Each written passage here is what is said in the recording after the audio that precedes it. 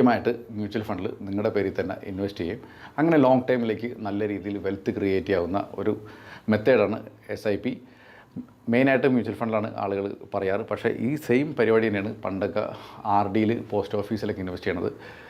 അതേപോലെ തന്നെ ഈ സെയിം ടെക്നിക്ക് ഉപയോഗിച്ച് തന്നെ നമുക്ക് വേണമെങ്കിൽ ഗോൾഡ്, ഡിജിറ്റൽ ഗോൾഡിൽ ഇൻവെസ്റ്റ് ചെയ്യാം. ഇനി അതല്ല സ്റ്റോക്കിൽ നമുക്ക് ഇൻവെസ്റ്റ് ചെയ്യണമെങ്കിൽ അതിലും നമുക്ക് ചെയ്യാം. ഇങ്ങനെ ചെയ്യണമെന്നുണ്ടെങ്കിൽ മാസം ഒരു 5000 രൂപ വെച്ചിട്ട് നമ്മൾ കൃത്യമായിട്ട് നിക്ഷേപിക്കുകയാണെങ്കിൽ നമുക്ക് ഒരു നല്ലൊരു കൊല്ലങ്ങളിലേക്ക് ഇൻവെസ്റ്റ് ചെയ്യണമെന്നുണ്ടെങ്കിൽ, ഒരു ലോങ് ടൈമിലേക്ക് ഇൻവെസ്റ്റ് ചെയ്യണമെങ്കിൽ അതിൽ നിന്ന് നമുക്കൊരു കോടിപതി ആവാനോ ഒരു കോടീശ്വരനാവാനോ ഈസി ആയിട്ട് നമുക്ക് പറ്റും. നമ്മൾ കണ്ടെത്തേണ്ടത് നല്ലൊരു കമ്പനി കണ്ടെത്തുക, നല്ലൊരു ഗ്രോത്ത് സാധ്യതയുള്ള കമ്പനികൾ കണ്ടെത്തുക, അതേമാതിരി സ്റ്റെബിലിറ്റിയുള്ള കമ്പനികൾ കണ്ടെത്തുക. എന്നിട്ട് അതിൽ കൃത്യമായിട്ട് എല്ലാ മാസവും കൃത്യമായിട്ട് ഒരു 5000 രൂപയെങ്കിലും നമ്മുടെ സേവിങ്സിൽ നിന്ന് ഇൻവെസ്റ്റ് ചെയ്യുക.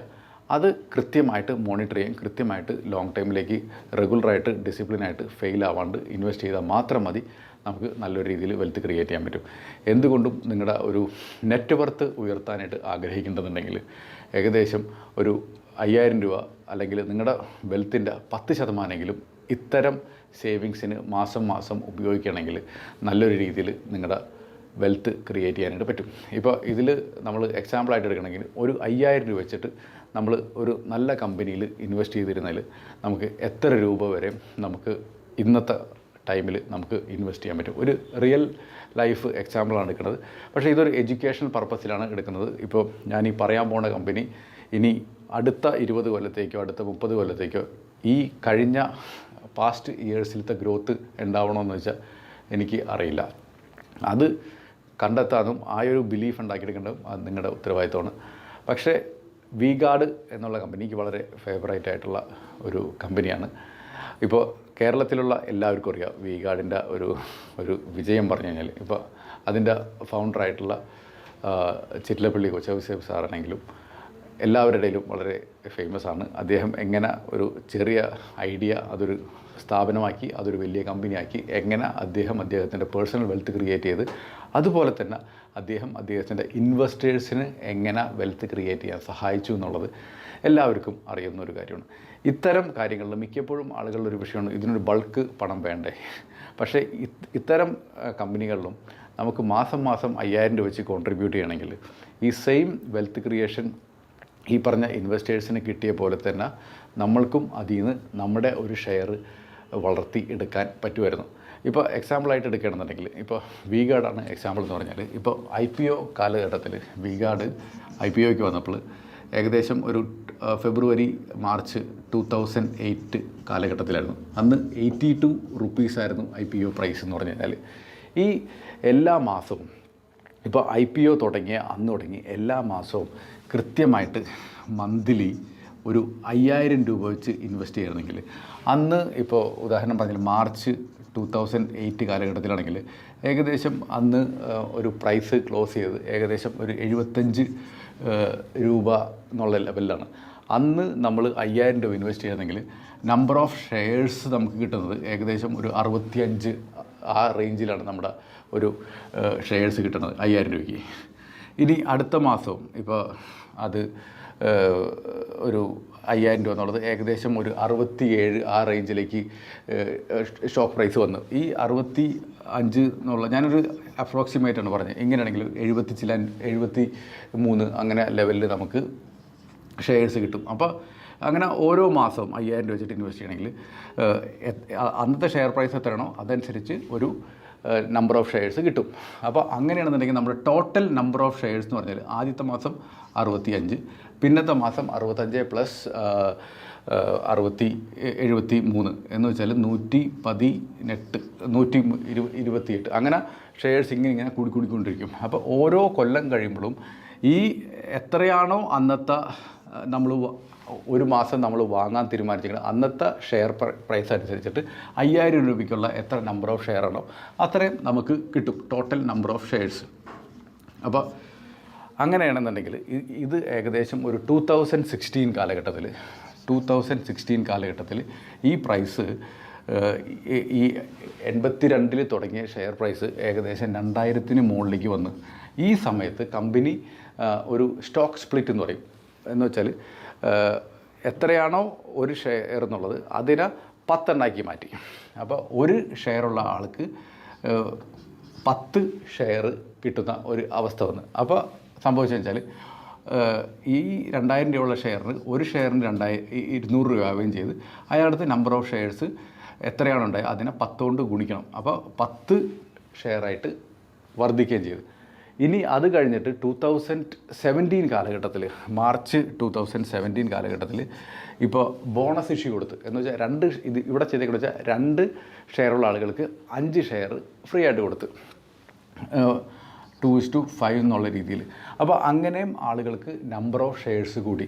അപ്പോൾ ഇത്തരം കോർപ്പറേറ്റ് ആക്ഷനൊക്കെ കഴിഞ്ഞ് വന്നപ്പോൾ എല്ലാ മാസവും നമ്മൾ ഇൻവെസ്റ്റർ 5000 രൂപ വെച്ചിട്ട് ഇൻവെസ്റ്റ് ചെയ്തുകൊണ്ടിരിക്കുകയാണ്. എത്രയാണോ അന്നത്തെ ഷെയർ പ്രൈസ് അതനുസരിച്ച് ഇയാളുടെ ടോട്ടൽ നമ്പർ ഓഫ് ഷെയർസ് കൂടി. അങ്ങനെ നമ്മൾ കൃത്യമായിട്ട് ചെയ്തിട്ടുണ്ടെങ്കിൽ 2020 കാലഘട്ടത്തിലെത്തിയപ്പോൾ, എന്ന് വെച്ചാൽ ഇപ്പോൾ 2020 സെപ്റ്റംബറിലായപ്പോൾ നമ്മുടെ ടോട്ടൽ ഇൻവെസ്റ്റ്മെൻറ്റ് 5000 രൂപ വെച്ച് ഇൻവെസ്റ്റ് ചെയ്തിരിക്കുന്നത് ഏകദേശം ഒരു 7.5 ലക്ഷം രൂപ ഉണ്ടായിട്ടുണ്ടാവും. ആ 7.5 ലക്ഷം രൂപയ്ക്ക് എല്ലാ മാസവും 5000 രൂപയ്ക്ക് അന്നത്തെ ഷെയർ പ്രൈസ് അനുസരിച്ച് നമ്മൾ വാങ്ങിയിട്ടുണ്ടായിരുന്നെങ്കിൽ നമ്മുടെ അടുത്ത് ഉണ്ടാവുന്ന ഷെയറിൻ്റെ ഷെയറിൻ്റെ നമ്പേഴ്സ് എന്ന് വെച്ചാൽ, നമ്പർ ഓഫ് ഷെയർസ് എന്ന് വെച്ചാൽ ഏകദേശം ഒരു 46,712 ആ ലെവലിൽ ഒരു അപ്രോക്സിമേറ്റ് ഇത്രയും നമ്പർ ഓഫ് ഷെയർസ് നമ്മുടെ കയ്യിൽ ഉണ്ടാവും. ഈ നമ്പർ ഓഫ് ഷെയർസ് ഇന്നത്തെ ഒരു ഷെയറിൻ്റെ വാല്യൂ എന്ന് പറഞ്ഞാൽ ഏകദേശം ഒരു 171. അതാണ് ഇന്നത്തെ ഒരു ക്ലോസിംഗ് വില എന്ന് പറയുന്നത്. അങ്ങനെയാണെങ്കിൽ തന്നെ ഈ വില എന്ന് പറഞ്ഞാൽ ഏകദേശം ഒരു 80 ലക്ഷം ഉണ്ടാവും. അപ്പോൾ നമ്മുടെ 5000 രൂപ വെച്ച് എല്ലാ മാസവും ഇൻവെസ്റ്റ് ചെയ്യണത് ടോട്ടലായിട്ട് ഒരു 7.5 ലക്ഷം രൂപ നമ്മൾ ഇൻവെസ്റ്റ് ചെയ്തിട്ടുണ്ടാവും. നമ്മുടെ ടോട്ടൽ ഇൻവെസ്റ്റ് വെച്ചാൽ 7.5 ലക്ഷം രൂപയാണ്. അത് ഇപ്പോൾ 80 ലക്ഷമായിട്ട് വളർന്നിട്ടുണ്ട്. ഇതാണ് ഒരു ഷെയറിൽ, നല്ലൊരു ഷെയറിൽ ഡിസിപ്ലിനായിട്ട് ഇൻവെസ്റ്റ് ചെയ്താൽ നമുക്ക് കിട്ടാവുന്ന ഒരു ലാഭം എന്ന് പറയുന്നത്. ഈ സെയിം ഷെയർ തന്നെ ഇപ്പോൾ വി-ഗാർഡിൻ്റെ എക്സാമ്പിൾ എടുക്കുകയാണെന്നുണ്ടെങ്കിൽ ഇതിൻ്റെ ലൈഫ് ടൈം ഹൈ അല്ലാന്നുണ്ടെങ്കിൽ ഇയർ ഹൈ എന്ന് പറഞ്ഞത് ഈ ഷെയറിൻ്റെ പ്രൈസ് എന്ന് വെച്ചാൽ ഏകദേശം ഒരു 259 എന്ന് വെച്ചാൽ ഈ പ്രൈസ് ഇപ്പോൾ 171 രൂപ ഇന്ന് ക്ലോസിംഗ് പ്രൈസ് ഉള്ള ഷെയർ ലൈഫ് എന്താ പറയുക 52 വീക്ക് ഹൈ ആയിട്ടുള്ള 259 രൂപയായിട്ട് വളരെയാണെങ്കിൽ തന്നെ ഈ 80 ലക്ഷം എന്നുള്ളത് 1,20 ലക്ഷമായിട്ട് വളരും. 1.2 CR ടോട്ടൽ ഇൻവെസ്റ്റ്മെൻറ്റ് എന്ന് പറഞ്ഞാൽ 7.5 ലക്ഷം രൂപയും അതും മാസം 5000 രൂപയായിട്ട് ഓട്ടോമാറ്റിക്കായിട്ട് നമ്മുടെ ബാങ്കിൽ നിന്ന് പോയിട്ടുള്ളൂ. അപ്പോൾ നമുക്ക് അത്ര വലിയൊരു പിഞ്ച് ഉണ്ടായിട്ടുണ്ടാവില്ല ഈ ഇൻവെസ്റ്റ് ചെയ്ത ടൈമിൽ. ഈ പ്രൈസ് നമുക്ക് 1 കോടിക്കപ്പുറം നമുക്ക് വളർത്തിയെടുക്കാനായിട്ട് സാധിക്കും. ഇതാണ് ഷെയറിൽ നമ്മൾ നല്ല ഷെയർ ഐഡൻറ്റിഫൈ ചെയ്ത് കൃത്യമായിട്ട് മാസം ഇൻവെസ്റ്റ് ചെയ്ത് കഴിഞ്ഞാൽ നമുക്ക് പ്രൈസ് ആവറേജ് ആയിട്ട് കിട്ടുകയും ചെയ്യും. ആ ഷെയറിൻ്റെ ആ കമ്പനിയുടെ ഗ്രോത്ത് നമുക്ക് നമ്മുടെ വെൽത്ത് ക്രിയേറ്റ് ചെയ്യാനായിട്ട് പറ്റുകയും ചെയ്യും. അപ്പോൾ ഇത്തരം ഇൻവെസ്റ്റ് ചെയ്യുന്ന ടൈമിൽ ഞാൻ ഈ വി-ഗാർഡ് എന്നത് ഒരു സ്റ്റഡി പർപ്പസിന് എക്സാമ്പിളായിട്ട് മാത്രം എടുത്തതാണ്.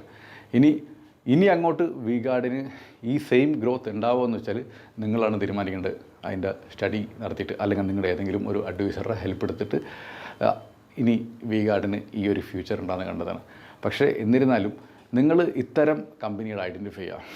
ഈ റെഗുലറായിട്ട് ട്രേഡ് ചെയ്ത് നിങ്ങളുടെ സമയം കളയാതെ ഇങ്ങനെ ഇൻവെസ്റ്റ് ചെയ്യണമെങ്കിൽ നിങ്ങൾക്ക് നല്ലൊരു രീതിയിൽ വെൽത്ത് ക്രിയേറ്റ് ചെയ്യാൻ പറ്റും. ഇതിന് ഒരു ഡിമാറ്റ് അക്കൗണ്ട് ഒരു ബ്രോക്കറുടെ അടുത്ത് ക്രിയേറ്റ് ചെയ്യുക. എല്ലാ മാസവും എത്രയാണോ നിങ്ങളുടെ ഇൻവെസ്റ്റ് ചെയ്യാൻ പറ്റിയ ബജറ്റെന്ന് തീരുമാനിക്കുക. അത് ഓട്ടോമാറ്റിക്കായിട്ട് ബാങ്കിൽ നിന്ന് സ്റ്റാൻഡിംഗ് ഇൻസ്ട്രക്ഷൻ കൊടുത്തിട്ട് ബ്രോക്കറിലേക്ക് ട്രാൻസ്ഫർ ചെയ്യുക.